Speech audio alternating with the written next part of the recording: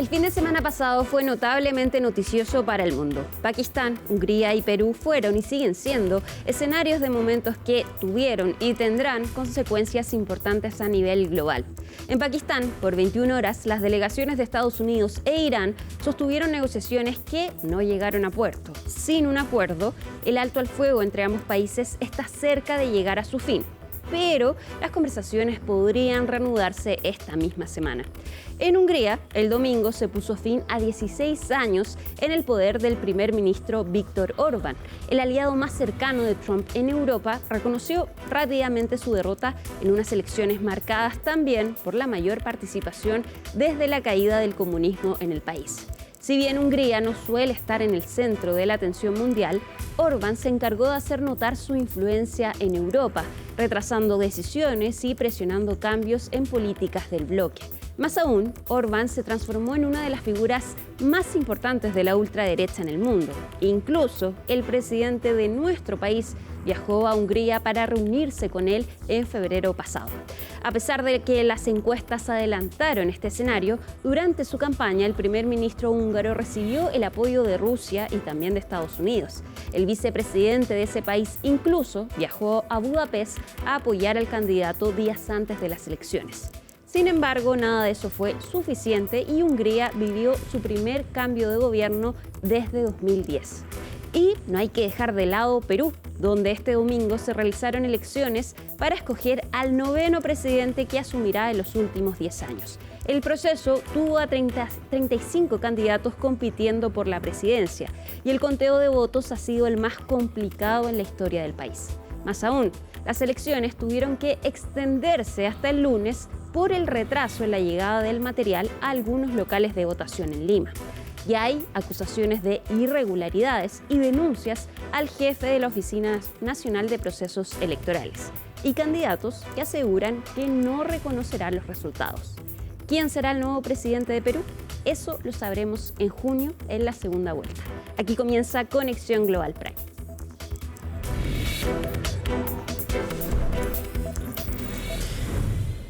Ya lo decíamos, están pasando varias cosas a nivel mundial. La guerra en Irán todavía no hay un acuerdo y se acerca el final del alto al fuego acordado con Estados Unidos. Mientras eso todavía está por verse, lo que sí podemos analizar es lo que ocurrió en Hungría y lo que está ocurriendo en Perú. Partamos con Hungría, donde este domingo Viktor Orbán fue derrotado en las elecciones, poniendo fin a 16 años de su mandato. ¿Qué fue lo que ocurrió y quién es el nuevo primer ministro de este país? Lo vemos con Laura Soto.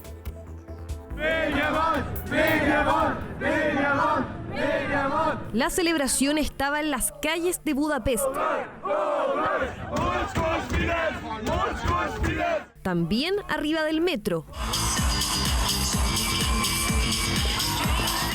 Y sobre los escenarios. Este fue el momento más viral de la noche, el baile de celebración de un político húngaro por el triunfo arrollador de su partido TISA en las elecciones parlamentarias de este domingo, un resultado histórico que destrona al gobierno de Viktor Orbán tras 16 años en el poder, y quien hizo caer al símbolo de la extrema derecha europea ha sido alguien que hasta hace apenas 2 años era uno de los suyos, Péter Magyar.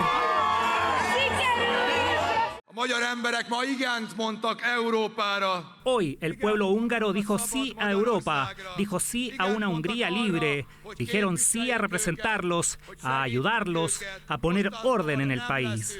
De ahora en adelante no seremos un país sin consecuencias. Quienes robaron el país deben asumir su responsabilidad.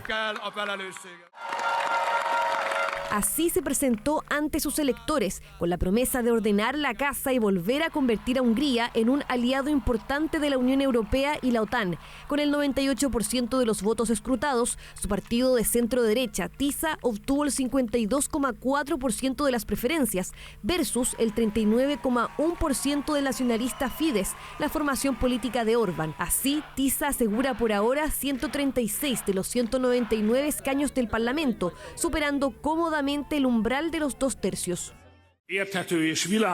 El resultado nos duele, pero es claro. No se nos otorgó la responsabilidad ni la posibilidad de gobernar. He felicitado al ganador. Queridos amigos, desconocemos qué significa este resultado electoral, para el destino de la patria y la nación, y cuál es su significado más profundo o trascendental. Solo el tiempo lo dirá. Magyar abandonó el partido Fidesz en 2024 tras un escándalo de indultos que sacudió el país. Así tomó las riendas de TISA, una formación política de menor tamaño que presentó como una tercera vía conservadora, pero proeuropea y anticorrupción. El pueblo húngaro se ha pronunciado y ha retomado su camino europeo. Es una victoria para las libertades fundamentales y quiero decirle de corazón al pueblo húngaro, lo han vuelto a lograr contra todo pronóstico. La derrota de Orbán podría allanar el camino al préstamo de 90.000 millones de euros que la Unión Europea busca destinar a Ucrania y que fue bloqueado por el primer ministro húngaro aliado de Putin. Analizaremos acciones concretas y estamos dispuestos a entablar relaciones con cualquier parte. Estamos listos para entablar relaciones con el nuevo gobierno. Todo dependerá de cómo ese gobierno entienda sus intereses nacionales. La caída del líder populista también golpea a Donald Trump y su movimiento MAGA. El presidente estadounidense llamó explícitamente a votar por Orbán, un respaldo que se hizo patente con la visita del vicepresidente J.D. Vance a Budapest la semana pasada. Pero más allá de la geopolítica, los factores tras la derrota del mandatario húngaro tienen que ver con la crisis interna, según los analistas. La gente está harta del régimen de Orbán, que lleva 16 años en el poder y no ha logrado innovar en los últimos años. La corrupción y la inflación están por las nubes, mientras que la economía se mantiene estancada en el nivel de 2022. Creo que estas son las principales razones de la contundente victoria de Peter Magyar. Sus habilidades políticas son un factor relevante, pero no el más importante. Hungría se convierte así en el ejemplo de cómo poner fin a más de una década de democracia iliberal, tal como Orbán describe a su sistema político. Ahora el presidente húngaro Tamás Jók tiene 30 días para convocar al nuevo parlamento, un proceso que Magyar busca acelerar para tomar las riendas del país cuanto antes. Bueno, ya estamos entonces comenzando este análisis y como siempre está con nosotros Raúl Sor para hablar de lo que pasó este domingo en Hungría, el fin de la era de Orbán. ¿Qué significa? Significa mucho, Alicia, porque Orbán era el adalid, el símbolo de lo que se ha denominado el nacionalpopulismo. Es decir, esta corriente ultranacionalista que pretende o dice defender los intereses populares y por lo tanto en muchas situaciones ellos ponen por encima de cualquier otra consideración, por ejemplo frente a la Unión Europea, los intereses nacionales de nuestra gente están primero y no lo vamos a subordinar a ninguna otra consideración. Y hasta cierto punto el presidente Trump en Estados Unidos pertenece a la misma corriente.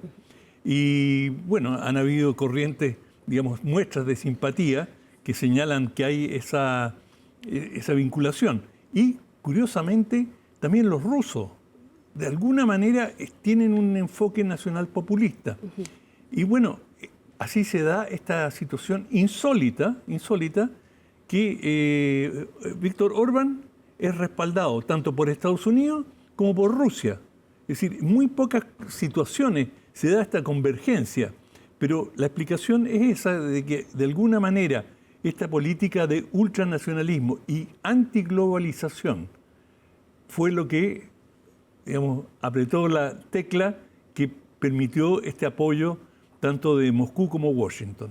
Pero es interesante que en la campaña vimos que Orbán se preocupó mucho de el apoyo de Rusia y de Estados Unidos, como en contradicción digo, a lo que significa su corriente política. De hecho, vimos a J.D. Vance que lo fue a visitar una semana antes de las elecciones.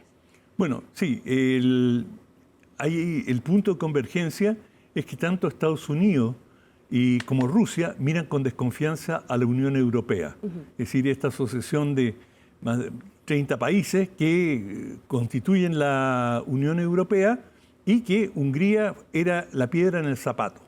Es decir, Hungría fue la que impidió entregas de ayuda sustantivas a Ucrania. Y como tiene un derecho a veto, hay en los estatutos de la Unión Europea, cualquier país tiene el derecho a veto. Entonces basta que un país se oponga y ciertas decisiones no pueden ser tomadas y hay que buscar otros mecanismos, otras instancias, pero logra complicar la actividad de la Unión Europea. Y Orbán se había transformado absolutamente en esto. Y lo que estaba en juego en estas elecciones no es tanto la diferencia de enfoque en cuanto a inmigración, porque tanto Orbán como Magyar son absolutamente anti-migración, están entre los más duros. De hecho, como se señalaba, Magyar pertenecía al mismo partido y se emancipó relativamente hace poco, digamos, se independizó. Por lo tanto, no hay grandes diferencias, salvo las alianzas internacionales en las que Magyar sí quiere una relación más estrecha con la Unión Europea y alejarse un poco, o bastante, eso se verá, de Rusia.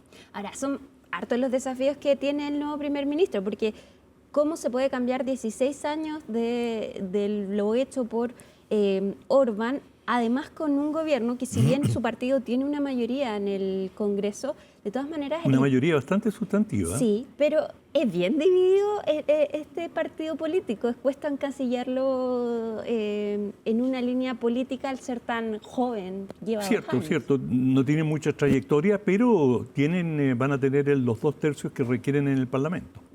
Pero se le vienen desafíos importantes de acá en adelante al nuevo primer ministro. Sin duda.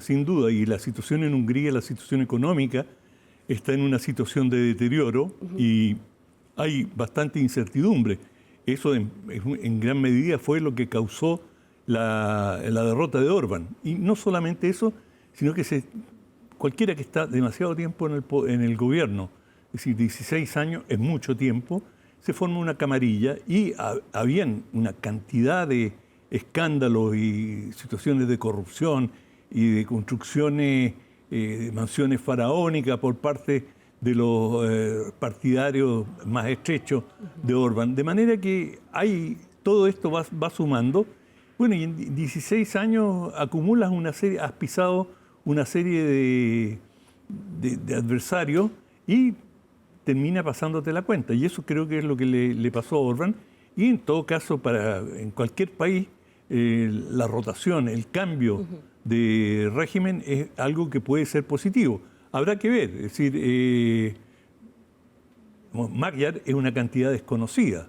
Es decir, nadie sabe exactamente cómo va a gobernar y si va a ser tan diferente de Orbán, aunque él en sus declaraciones ha dicho en forma tajante que él va a enjuiciar a todos aquellos que estén comprometidos en casos de corrupción, pero esto está por verse. Ahora, la importancia de esta elección es muy grande. O sea, es una gran derrota para el nacionalpopulismo que, digamos, expresado, por ejemplo, en América Latina, Milei sería un gran exponente de este nacionalpopulismo.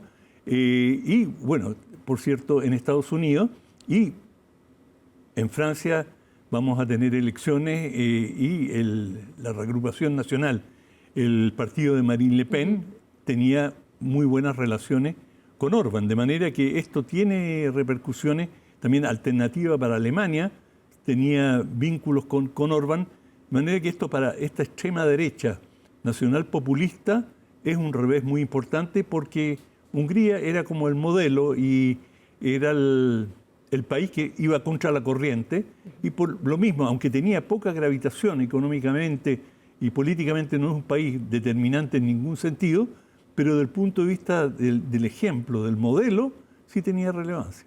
Ahora, para la Unión Europea, de todas maneras, es un alivio entonces esta victoria, más bien derrota de Orbán, porque también se habla de que las personas no votaron más bien por el nuevo primer ministro, sino más bien en contra de Víctor Orbán. De eso se habla. Bueno, es así siempre en muchas elecciones, Alicia. Votan por el mal menor, pero digamos lo que sí se puede decir es que los húngaros mayoritariamente votaron por el cambio.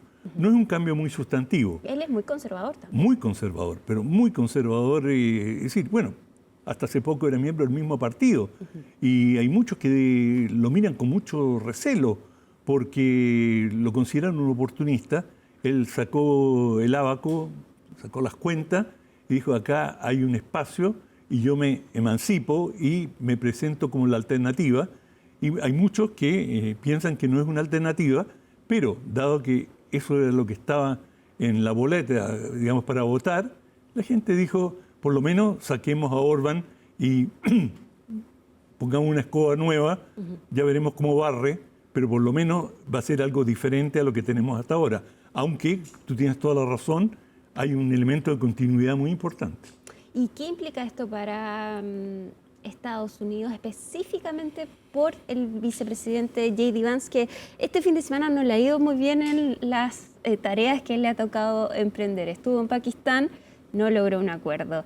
Fue a Budapest a apoyar a Víctor Orbán. Hubo una campaña, un rally bien importante, y no tuvo los efectos esperados en la elección, el apoyo de Estados Unidos, que sí lo ha tenido en otras elecciones, por lo menos acá en Latinoamérica, que vemos la intervención de Estados Unidos y que logra cambios en los resultados. Sí, a mí me deja perplejo la visita de J.D. Vance a Hungría, a Budapest, porque todas las encuestas, todas señalaban que Orbán iba a perder.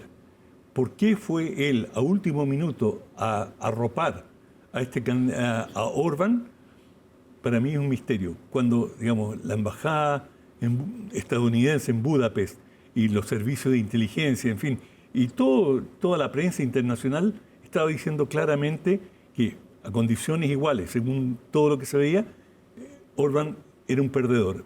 ¿Cuál es el propósito de exponer un capital político enorme, realmente, para Vance, yendo especialmente a Budapest? Y bueno, el resultado es que él queda como, digamos, con este sello de mala suerte, de pájaro de mal agüero, porque, claro, ha intervenido en una serie de situaciones que, lejos de mejorar, empeoran, o lo que él ha promovido no se ha dado. De manera que para mí es un misterio. ¿Por qué? O sea, entiendo por qué fue y las razones y por qué Estados Unidos se sentía identificado con el régimen de Orbán. Eso está claro. Pero, digamos, el realismo político y la astucia política te dice que, digamos, ¿por qué vas a exponer tu capital yendo a una situación que va hacia el despeñadero? Y así fue, con un candidato que barre con Fidesz, que era el partido de Orbán. Por último, Raúl, ¿qué pasa con Rusia? Porque pierde un aliado importante y la Unión Europea podría entregarle el préstamo que tenía considerado a Ucrania, pero que fue impedido por el voto de Hungría. Para Moscú esto es un revés muy importante. Y realmente lo que tú señalas, esto va a abrir las compuertas o va a simplificar la ayuda que la Unión Europea quiere entregarle a Ucrania. Y esto, en la medida que esta guerra continúa, por supuesto, es un revés, un golpe muy importante para Moscú, que calculó mal también.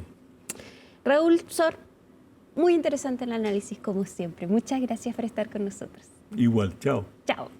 Nosotros nos vamos a la pausa, pero al regreso vamos a analizar lo que está ocurriendo en Perú, en las elecciones que van a ir a segunda vuelta, pero todavía no está tan claro quiénes van a llegar entonces a ese balotaje. Ya volvemos en Conexión Global.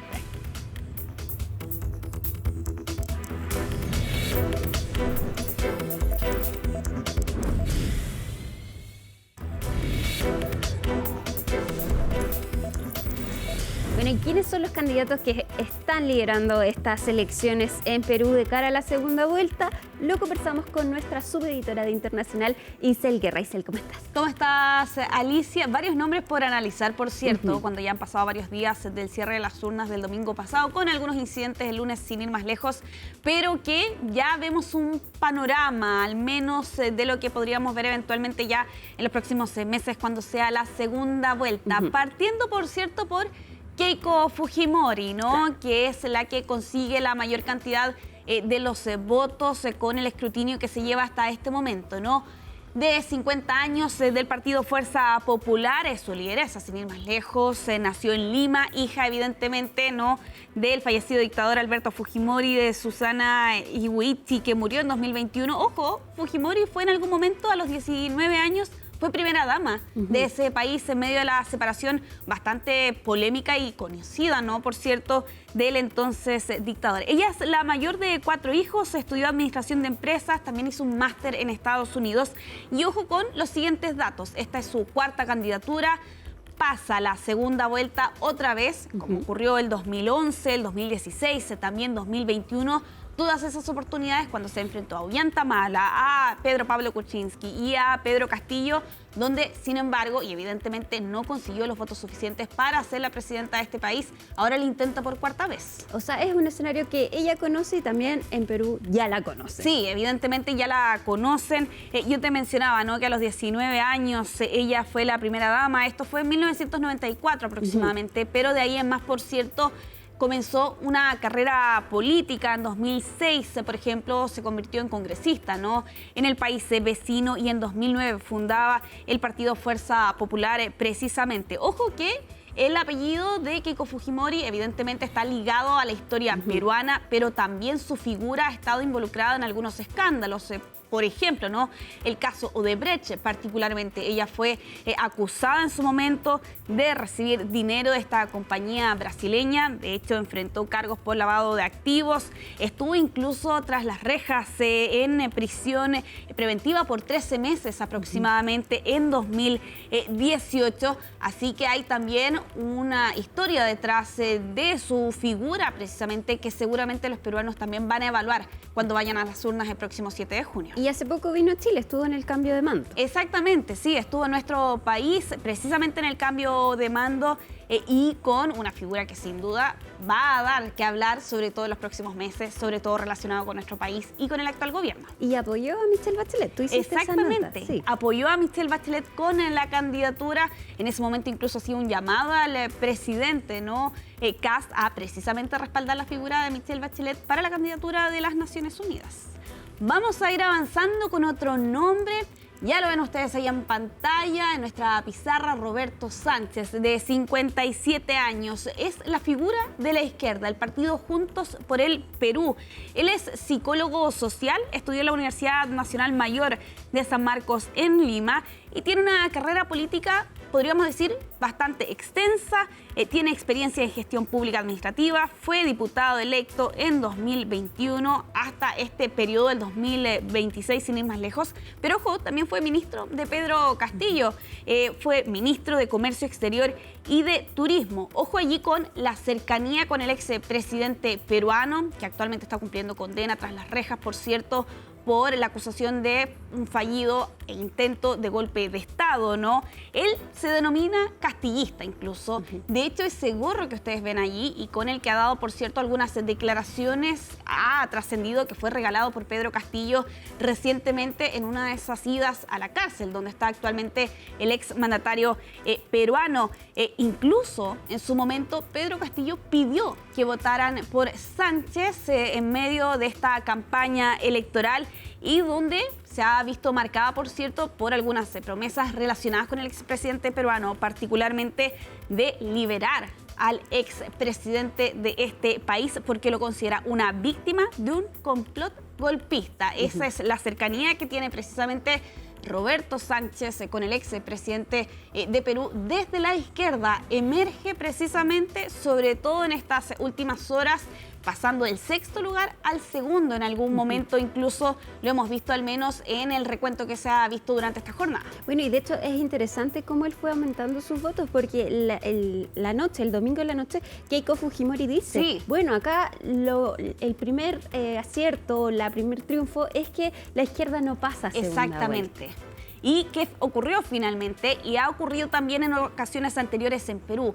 Con el recuento de los votos que hemos visto, por cierto, es extenso, es largo, tarda varios días. Lo vimos hace 10 años atrás, aproximadamente el 2016, como esto tardó 10 días, y el 2021 5 días. ¿Qué ocurre? ¿Qué explica ese avance bastante meteórico, Alicia, por lo demás? Y es porque el recuento de los votos en la zona rural es más lento, tarda más en llegar precisamente a los centros centros de cómputo, y es precisamente en esas zonas donde la izquierda suele tener una preponderancia importante. Y eso responde, y ya lo advertían algunos sondeos de boca de urna el mismo día domingo, que efectivamente Roberto Sánchez podía avanzar notablemente y dejar atrás algunas figuras, aunque con un margen bastante estrecho respecto de los otros candidatos, teniendo en cuenta que hay 35 nombres, o hubo 35 nombres en la papeleta. Exacto. Bueno, uno de esos nombres precisamente, y ya para ir cerrando esta revisión de las figuras más votadas en estas elecciones recién pasadas, es la de Rafael López Aliaga, de 65 años, el candidato de ultraderecha, de Renovación Popular, ingeniero industrial. Él nació en la ciudad de Chiclayo, es un empresario del sector del turismo, tiene allí algunas inversiones y las tuvo en su momento en Machu Picchu, ¿no? Un ícono turístico, por cierto, de Perú, con intereses también en la red ferroviaria y también con una carrera política bastante importante. Fue regidor provincial por 13 años, fue alcalde de Lima, sin ir más lejos, asumió ese cargo en 2022 hasta su renuncia en octubre del año pasado para asumir el desafío de ser el candidato presidencial y postularse en esta campaña. Evidente, por cierto, también algunas posturas que te paso a mencionar. Por ejemplo, está en contra del aborto, del matrimonio entre personas del mismo género. Hay varias promesas de campaña, por cierto, ligadas con la seguridad, un discurso centrado en el orden, en el refuerzo de las fuerzas del orden precisamente y en el aumento de penas contra el crimen organizado.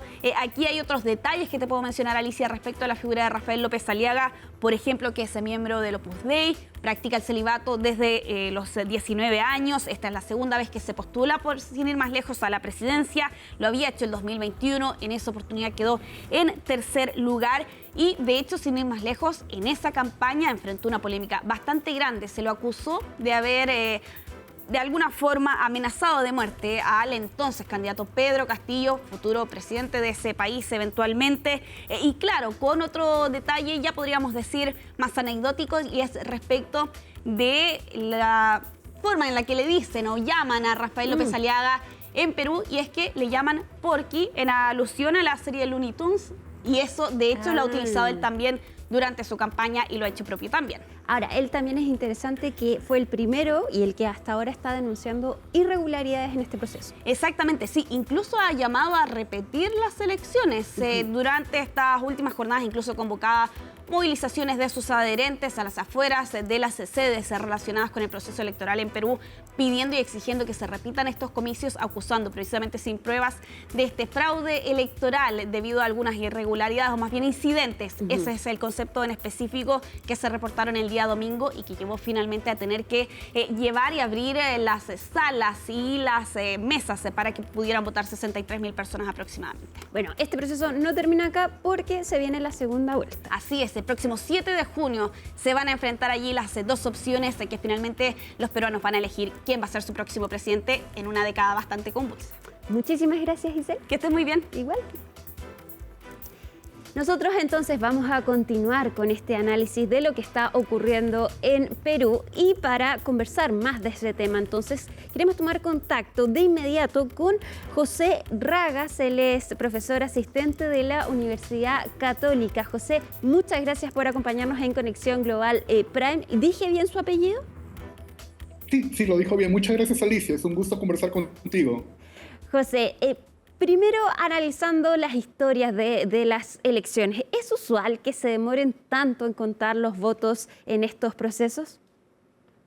Bueno, tal como lo decían ustedes hace poco, sí, digamos, es parte de ya la dinámica que tiene el Perú para elecciones presidenciales como esta, y además también hay que tomar en cuenta que en este caso ha sido una elección mucho más compleja porque han habido 35 candidaturas, se han elegido parlamentarios, se han elegido ahora también senadores, porque ha vuelto otra vez la bicameralidad, se han elegido parlamentarios andinos. Entonces, todo eso ha complicado el recuento, incluso con un incidente en la cual algunas actas no llegaban a distritos de Lima, ¿no? Entonces, recién, por ejemplo, creo que están en 85%, me parece, 87%, ahora mientras conversamos, y esperamos que esta semana tengamos ya un recuento total para poder definir quiénes pasan a la segunda vuelta.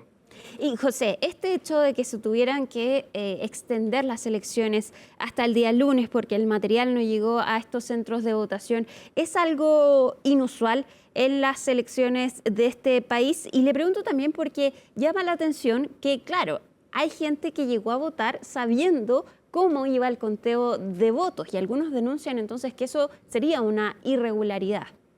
¿Sí? Efectivamente, no, es algo extraordinario que no había ocurrido antes. De hecho, se está investigando ahora a la compañía encargada de transporte y también por qué fue seleccionada si no cumplía con los requisitos necesarios y mínimos para poder mover el material, un material además que es muy delicado. Pero creo que dentro de los escenarios que se plantearon, digamos, por así decirlo de manera un poco informal y coloquial, el escenario, el menos peor, digamos, el menos catastrófico, fue extender la votación para ese grupo en particular de votantes, ¿no? Hay quienes planteaban que más bien se tenía que votar otro día, hay quienes planteaban también que había que anular esos votos, pero lo cierto es que tiene que darse la mayor, como tú bien decías, tiene que haber simultaneidad en la votación o en todo caso para que todos tengan la misma información o las mismas condiciones de voto, ¿no? Y en ese caso se extendió hasta el día siguiente, que si bien es cierto no es la solución ideal, es la que de alguna manera, y esto ha sido reconocido también por observadores externos, fue la que ha permitido evitar también una serie de procedimientos irregulares o también problemas que podrían haber empañado la elección en general.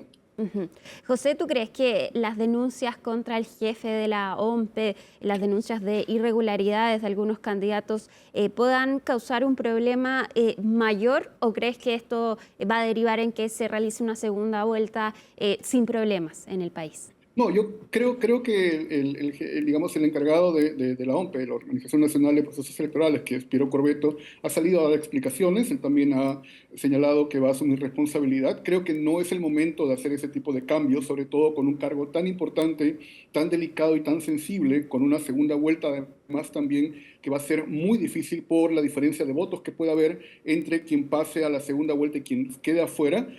Creo que ya la Contraloría ha comenzado a investigar exactamente qué ha pasado internamente con este problema de la distribución y el envío del material electoral. Así que creo que hay que dejar que las instituciones nacionales, digamos, y las encargadas hagan su trabajo y más bien dar todas las condiciones necesarias, corregir lo que haya que corregir para que la segunda vuelta, que va a ser más sencilla, solamente entre dos candidatos o candidatas y sin toda la cuestión de parlamentarios y todo eso, para que pueda transcurrir sin mayor novedad y sin mayor complicaciones.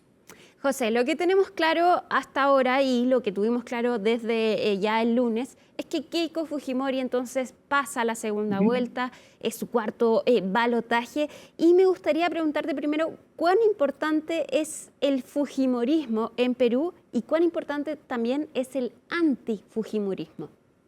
Bueno, se trata, y me parece que es un muy buen punto el que mencionas, porque se trata de las dos fuerzas políticas más importantes del año 2000 en adelante, ¿no? De hecho, Keiko Fujimori, también lo ha recalcado, es la cuarta vez que se presenta, es la cuarta vez que llega al balotaje, pero hasta ahora, en las 3 veces anteriores, no ha llegado al poder por una cantidad mínima de votos, justamente porque el otro candidato que pasa con ella activa una serie de movilizaciones y mecanismos de antifujimorismo que le impiden llegar a Keiko Fujimori al poder, ¿no? Y lo que ha pasado más bien ahora es que ella que dirigió una bancada y también que tiene mucha presencia en el Congreso, han creado una serie de mecanismos para entorpecer el proceso electoral, permitiendo, por ejemplo, que haya 35 candidaturas ahora, que se han debilitado los mecanismos de filtración y también de regulación del sistema electoral, y eso le ha permitido pasar de manera holgada en esta ocasión, ¿no? Entonces, es una candidata que además tiene todo el capital político del padre, que falleció el año pasado, y que tiene un bolsón electoral, digamos, pequeño pero importante, unos 10% como menos, y que con todo el número de candidatos que ha habido ahora, le ha permitido pasar sin mayor problema a la segunda vuelta. ¿Y cuánto cambia el escenario para ella si es que se enfrenta a un candidato de ultraderecha o si se enfrenta a un candidato de izquierda? Son dos escenarios completamente diferentes, ¿no? Y ella justamente algo de lo que está esperando es que pasara el candidato de ultraderecha, que es Rafael López Aliaga, que lo mencionaron hace un momento ustedes, y porque contra él sí había más posibilidad de que ella pudiese ganar la elección. Sin embargo, lo que ha pasado ahora en la noche es que el candidato de izquierda radical, Sánchez, ha sobrepasado, digamos, a López Aliaga y que es probable que él sea quien enfrente a Keiko Fujimori, repitiendo un escenario muy parecido al año 2021, cuando ella tuvo que enfrentar a Pedro Castillo, también de la misma agrupación. Ahora, José, también es importante lo que señalas. Esta es una elección distinta en Perú porque además se vota por el Congreso, vuelve la bicameralidad en este país. ¿Cuán importante es este cambio? Porque mucho se acusa del gran poder que tenía el Congreso entonces para sacar a los mandatarios en los últimos años. Efectivamente, porque el Congreso es el que ha controlado la vida política del país en los últimos 10 años y la razón por la cual hemos tenido casi 7 presidentes en esta última década es porque el Congreso los ha vacado, porque el Congreso ha decidido quién se queda y quién no, según si el mandatario o quien ocupa palacio de gobierno cede, digamos, a las presiones que ha tenido las bancadas de esta coalición ultra de extrema derecha encabezadas por el fujimorismo. Lo que pasa ahora más bien es que en un momento se hizo un referéndum el año 2019 para que la población decida si querían bicameralidad o si querían reelección de parlamentarios y mayoritariamente, casi con más de 80%, casi 90%, la población decidió que no quería bicameralidad. Pero el Congreso fue en contra de esa voluntad popular e instaló nuevamente ahora un Senado, que es un Senado también controlado, digamos, que va a tener mayoría el fujimorismo y que a partir del cual se espera que, dependiendo quién gane las elecciones, o puede ser vacado nuevamente el presidente, creando otra vez un ciclo de inestabilidad, o en todo caso, si gana Keiko Fujimori, no va a tener ese problema porque, digamos, es parte de esta coalición del Congreso y que ahora sería con el Ejecutivo. Y José, respecto de eso mismo, de la composición de este Congreso, ¿se esperaba que el fujimorismo tuviera una mayoría?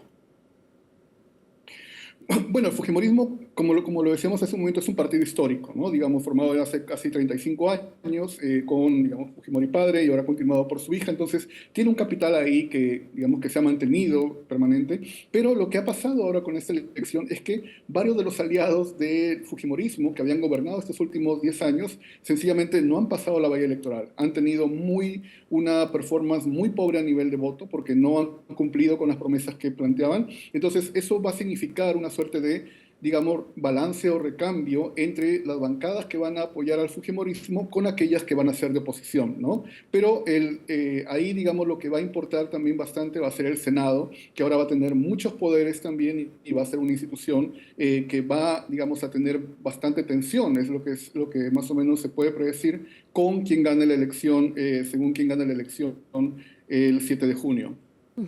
Ahora, José, ¿crees que la figura de Sánchez, si es que logra pasar a segunda vuelta, se ve complejo el camino? Porque los primeros candidatos eran todos de derecha. Entonces, ¿cómo se ve un escenario en que él pase a segunda vuelta? Bueno, es un escenario también complejo, ¿no?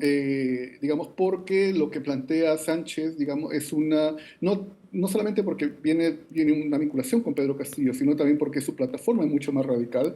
Plantea, por ejemplo, justamente todo lo opuesto que plantea el fujimorismo, ¿no? El fujimorismo plantea un status quo, digamos, que no se mueva nada a nivel del sistema económico, político y social. En cambio, lo que plantea Sánchez, por decir una plataforma, digamos, muy directa de redistribución de recursos y también de servicios, ¿no? Quiere nacionalizar una serie de industrias, quiere también, digamos, revisar el rol de la Constitución, que es la 93, que es la que nos gobierna de ese momento, dada por Fujimori padre. Y entonces sus propuestas, digamos, llegan en un momento en el cual se está tratando de establecer, digamos, si el modelo neoliberal, que es el que rige del año 90, ha sido realmente efectivo o no, ¿no? Y en pandemia, y el caso peruano en pandemia, hemos visto que no fue así. Hemos visto que no tuvo un desempeño adecuado, que además Perú tuvo uno de los índices más altos de muerte, y también lo estamos viendo ahora con problemas vinculados con la distribución de petróleo, especialmente con la guerra con Irán. Entonces, hay un choque de modelos ahí en el cual digamos, poblaciones postergadas que no han recibido estos beneficios por décadas van, digamos, a apoyar un cambio radical a nivel estructural de la economía y la política del país. José Ragas, profesor asistente de la Universidad Católica, muchísimas gracias por estar con nosotros y probablemente hablemos nuevamente entonces en junio, ya cuando sea la segunda vuelta en Perú. Que estés muy bien, muy buenas noches. Muchas gracias, Alicia. Un gusto conversar contigo. Bueno, y queremos saber qué es lo que está pasando actualmente en Lima, Perú, porque este conteo ha sido bastante lento y hoy ya tuvimos la sorpresa de que un candidato de izquierda, entonces, aumenta sus votos de manera importante. Para entonces saber qué es lo que está ocurriendo en este lugar, tomamos contacto de inmediato con Jimena de la Quintana, nuestra compañera de CNN en español. Jimena, ¿cómo estás? Muchas gracias por estar con nosotros actualizando qué es lo que está ocurriendo en Perú. No, gracias a ustedes. Bueno, lo que quiero es, si me permiten, actualizar las cifras para contarles cómo es que van las mismas y, en todo caso, poder saber cuándo eventualmente podrían llegar al 100%. Ya han superado el 94%, perdón, y les digo exactamente cuánto, aquí está. Han superado el 91%, ya 91.5%, Keiko Fujimori en primer lugar, y en segundo lugar está el candidato de izquierda, el señor Roberto Sánchez. Es decir, hasta el momento se repetiría la misma historia de hace 5 años, la candidata Keiko Fujimori de derecha y un candidato de izquierda, en este caso Roberto Sánchez, pero que es una persona muy cercana al expresidente Pedro Castillo, hoy en prisión. Fue su ministro de Comercio Exterior y Turismo y además él ha prometido que de ser presidente va a indultar a Pedro Castillo, al exmandatario, y parte de su campaña la hizo con el sombrero que usaba Pedro Castillo, que dicho sea de paso es el mismo sombrero como él mismo lo ha dicho, es decir, fue entregado por el expresidente. Así van las cifras. La pregunta es, ¿las mismas se podrían mover o no? Eso no lo sabemos. Pero lo que sí sabemos es que vamos a llegar a un punto en el que esto ya no pueda ocurrir. Es decir, es algo complejo, pero vamos a tratar de explicarlo en sencillo.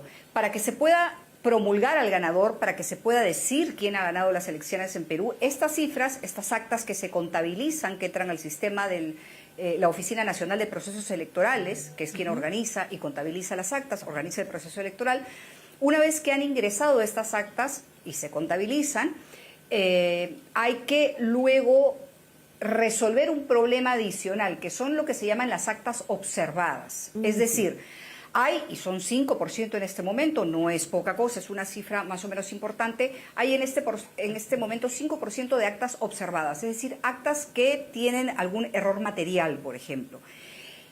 Esto se tiene que resolver en lo que se llama los jurados electorales especiales, que dependen del Jurado Nacional de Elecciones, que es la máxima instancia de la justicia electoral en Perú, y ellos lo hacen generalmente de manera pública, online. La gente puede ver cómo se resuelven estas actas observadas. Y hasta que esto no ocurra, no se va a poder tener el 100%, y si no se tiene el 100%, no se puede declarar al ganador. Sin embargo, si hay una cifra a la que podríamos llegar, 96, 97, 98%, eso no se puede decir ahora, en la que los números puede que ya no se muevan y que por lo tanto las actas observadas no necesariamente influyan en el resultado final. Pero ese número no lo sabemos, es decir, en qué momento ya el segundo lugar sabemos que no se va a mover y que va a ser esa persona la que va a ir al balotaje con Keiko Fujimori, no lo sabemos todavía. ¿Por qué? Porque el porcentaje y los votos entre el segundo y el tercero son tan poquitos, 30.000 aproximadamente en este momento, que todavía por esa franja tan pequeña, por esos votos, número de votos tan pequeños, es que ese porcentaje, no se puede determinar. Es decir, ese porcentaje en el que las cifras ya no cambiarían. Y Jimena, ¿cómo está entonces el ambiente en Perú? ¿Hay incertidumbre, hay expectación? ¿Cómo está la gente esperando entonces conocer estos resultados que no sabemos cuándo va a pasar? A ver, yo lo resumiría en dos cosas. Lo primero, hubo mucha molestia por lo ocurrido con el Organismo Nacional de Procesos Electorales, que es quien organiza las elecciones. El sistema electoral está compuesto por 3 instituciones: el Jurado Nacional de Elecciones, que es la máxima autoridad, y la OMPE, que es la Oficina Nacional de Procesos Electorales, quien organiza las elecciones, quien las lleva a cabo, y hay un organismo más, que es el RENIEC. La OMPE, como saben, demoró en 13 locales, es decir, de los miles de locales que hay para votar a nivel nacional, 13 no recibieron el material a tiempo, y eso provocó una gran molestia porque se tuvo que extender la elección hasta el día siguiente. Basado en eso y en otros aspectos, Rafael López Aliaga, quien iba en segundo lugar y ahora va en tercero, ha declarado antes de la elección y durante la elección que existe un fraude. Los observadores internacionales han dicho, han opinado distinto, han dicho que no hay motivos para creer que hay un fraude, pero que sí ha habido, digamos, problemas como los de las actas o los del material electoral que te cuento, que no llegó a tiempo y por lo cual la elección tuvo que extenderse un día, lo cual nunca ocurrió en el Perú. Esto es primera vez en la historia del Perú que pasa. Entonces te diría que son básicamente esas dos cosas. Lo primero, la molestia de la gente por lo que ocurrió, algo que nunca había pasado en el Perú, es decir, que el material electoral no llegara a tiempo. Y lo segundo, esta sensación que crean las declaraciones del presidente o del candidato a la presidencia, Rafael López Aliaga, sobre la posibilidad de un fraude. Él incluso le ha pedido al Jurado Nacional de Elecciones que no vaya a promulgar al ganador, que lo que hay que hacer es anular el proceso electoral y que es una exigencia, digamos, de su parte. Es lo que básicamente ha dicho a través de una carta enviada al organismo electoral. Jimena, respecto de esa acusación, ¿puede que tenga eco en la ciudadanía? Porque es bien importante un informe también que vimos tú y yo ayer, el lunes, en que hablabas con votantes que cambiaron su voto el día lunes al conocer cómo avanzaba el conteo. Entonces también es importante lo que ocurrió en ese sentido. Y por otra parte me gustaría también preguntarte por la figura de Keiko Fujimori, cómo actualmente está posicionada para pasar entonces a la segunda vuelta. Ya sabemos que va a pasar, pero claro, no es la primera vez que ocurre este escenario. Empiezo por lo último. Es la cuarta vez que Keiko Fujimori pasaría a un balotaje en el caso de que los números terminen y se confirme que ella va en el primer lugar, que es lo más probable porque la distancia que ella tiene respecto a los dos candidatos es importante. Entonces, si algo podemos asegurar es que probablemente Keiko Fujimori está ya en segunda vuelta. La pregunta es quién la va a acompañar, si un candidato de izquierda o un candidato de derecha, ¿no? Eso es lo primero. Ella no ha hablado sobre la posibilidad de un fraude, como sí lo hizo en las elecciones del 2021. En el 2021 ella dijo que había un fraude en mesa, es decir, que habían sido manipuladas algunas actas en mesa. Esta vez ella se ha alejado de esa opinión. Sí ha criticado al jefe de la OMPE, de la Oficina Nacional de Procesos Electorales, por la tardanza, por la llegada tardía del material a los centros de votación. Y lo que ha dicho básicamente es que ella ya está trabajando en las propuestas y en afinar todo aquello que involucra ir a una segunda vuelta y afinar también detalles de su plan de gobierno y del trabajo que ella realizaría, ¿no?, en caso de convertirse en presidenta del Perú. Y sobre el atraso de las elecciones, o el plazo adicional, mejor dicho, que se dio para que las personas votaran, sí, tienes razón, nosotros así lo pudimos constatar. Algunas personas que votaron al día siguiente, es decir, no el 12 de abril, cuando estaba la elección decidida, cuando, mejor dicho, se fue a votar, sino votaron al día siguiente, cuando se alargó este plazo, dijeron que viendo los resultados parciales, tanto los oficiales de la OMPE como las bocas de urna o exit poll que habían sacado compañías privadas, que eran resultados no oficiales, ellos habían decidido efectivamente cambiar su voto. ¿Cuántas personas podrían haber hecho esto? En teoría no más de 50.000, porque fueron poco más de 52.000 personas las que se quedaron sin votar y votaron al día siguiente. Saber cuántas de ellas cambiaron su voto es imposible, y saber si eso finalmente influiría en el proceso electoral o en quién resulte ganador o quién resulte en el segundo lugar también es imposible, porque claro está, no sabemos cuál va a ser la distancia entre los candidatos cuando se llegue al 100% del conteo oficial, ¿no? Jimena de la Quintana, muchísimas gracias por este reporte muy claro, y es claro, estamos a la espera entonces de qué es lo que va a ocurrir en Perú con este conteo de votos. Que estén muy bien, muy buenas noches. A ustedes las gracias. Bueno, y nosotros llegamos hasta el final de Conexión Global Prime. Todavía nos queda saber qué es lo que va a pasar en Perú, cómo avanza este conteo de votos. Lo que tenemos claro entonces es que la segunda vuelta se va a realizar en junio en este país. Nosotros nos despedimos, pero por supuesto siga en CNN Chile. Que estén muy bien y muy buenas noches. Chao.